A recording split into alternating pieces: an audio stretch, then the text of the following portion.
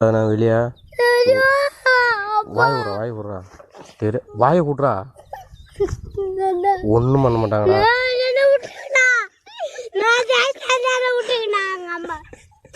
ஒன்றும் பண்ண மாட்டாங்கடா காரில் எடுத்துன்னு போவாங்க